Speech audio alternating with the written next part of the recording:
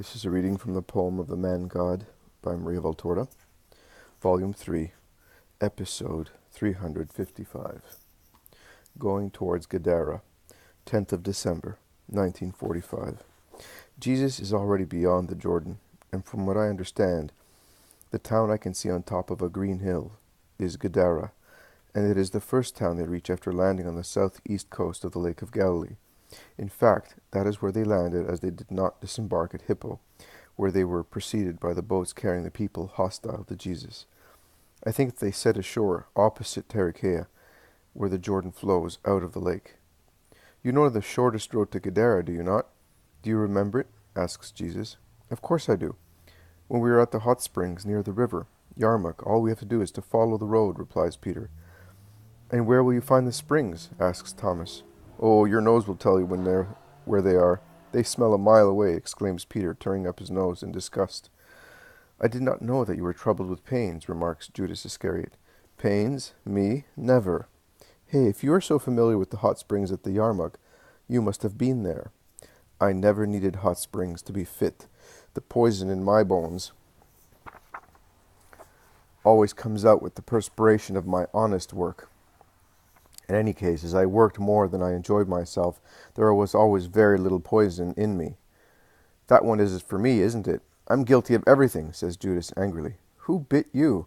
You asked me a question, and I replied to you as I would have replied to the master or to a companion, and I think that none of them, not even Matthew, who was a pleasure-seeking person, would have taken it amiss.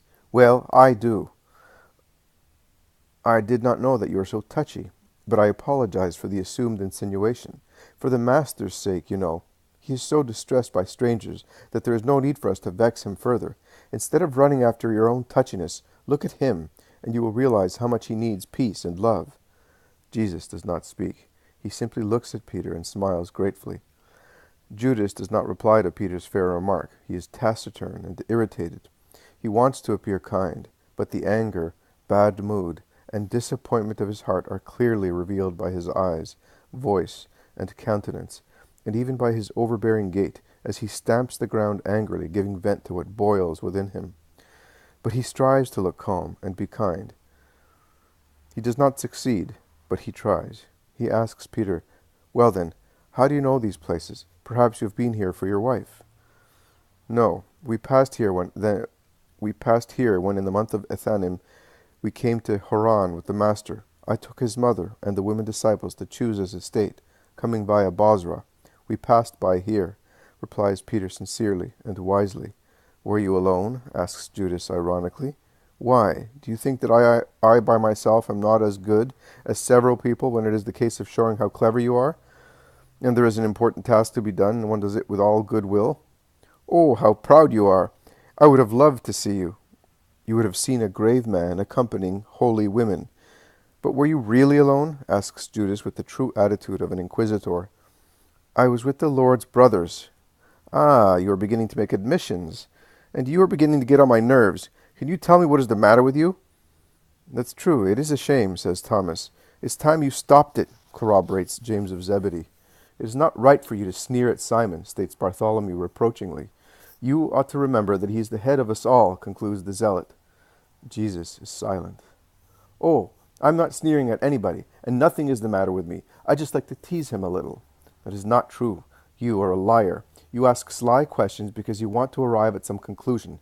A sly man thinks everybody is sly.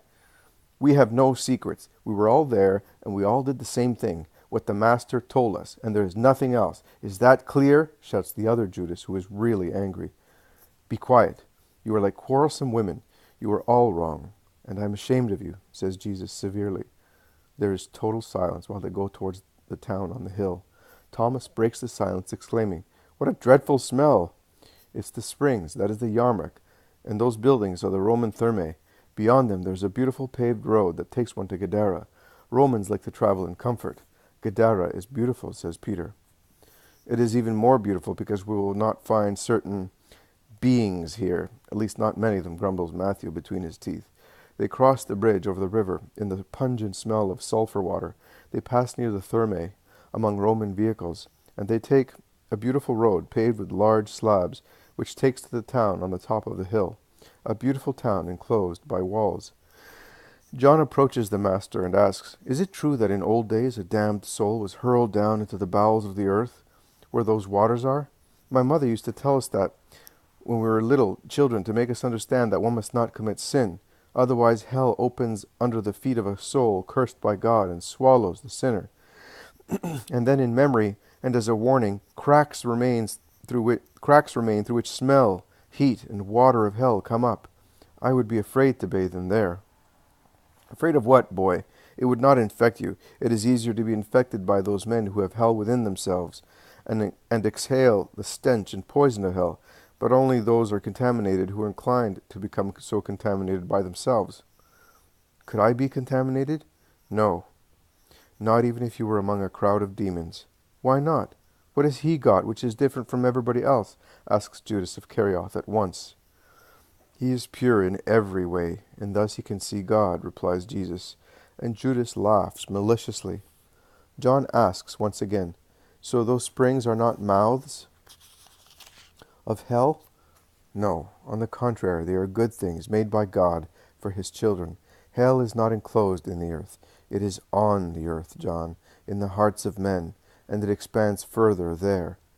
"But does hell really exist?" asks the Iscariot. "What are you saying?" ask his companions, who are thoroughly scandalized. "I am asking, does it really exist? I don't believe it does, and I am not the only one." "Heathen!" they shout with horror. "No, Israelite. Many of us in Israel do not believe such nonsense." "Well, how can you believe in paradise and in God's justice? Where do you put sinners? What about Satan?" Many of the apostles object, shouting. "I say what I think. A short while ago I was blamed for being a liar.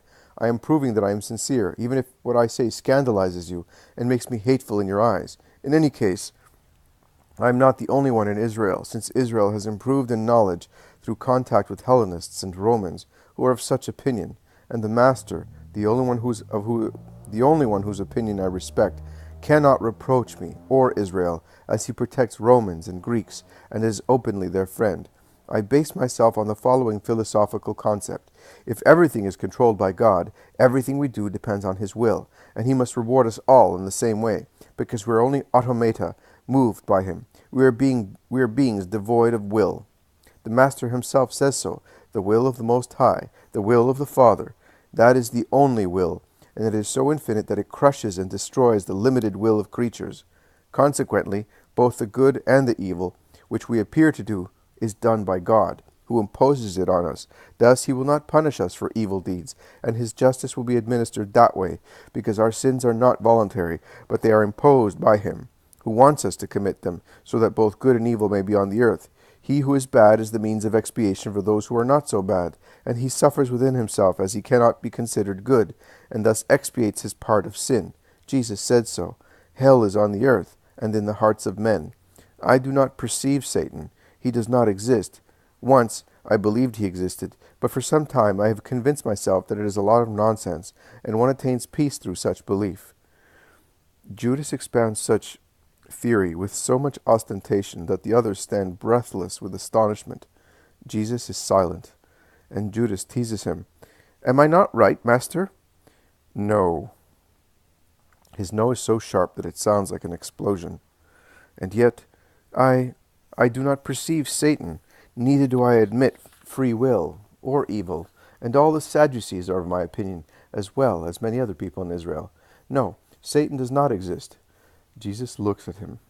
His glance is so complex that it cannot be analyzed.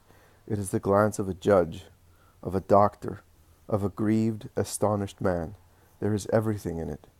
Judas, who is already launched out, concludes, "Perhaps it is because I am better and more perfect than the others.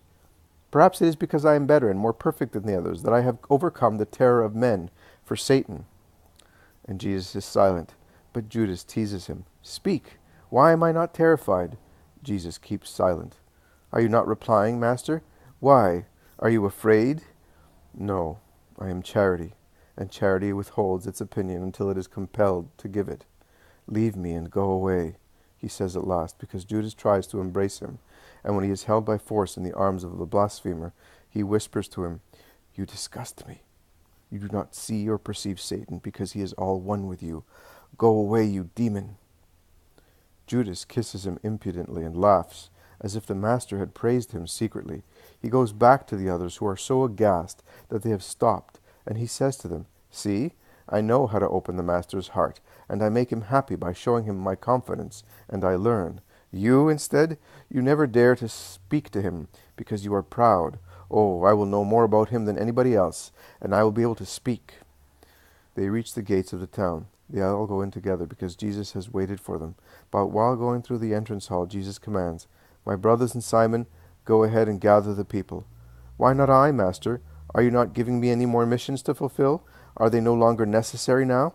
You gave me 2, one after the other, and they lasted for months.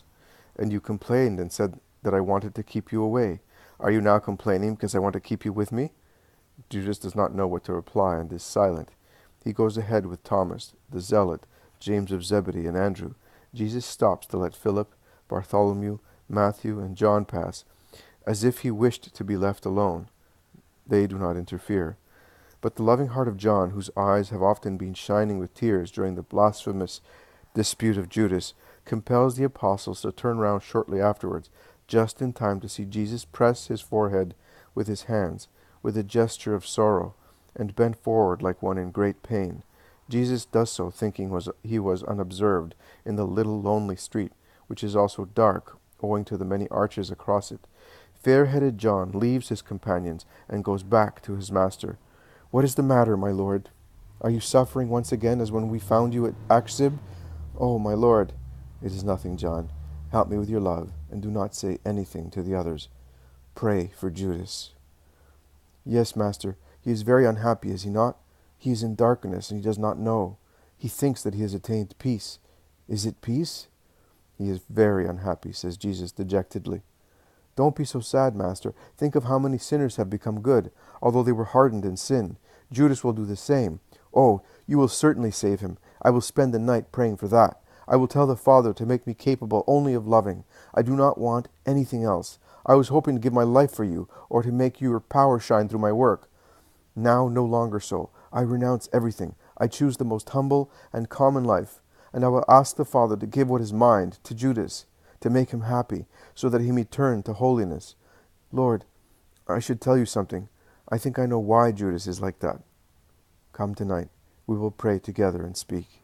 And will the Father listen to me? Will he accept my sacrifice?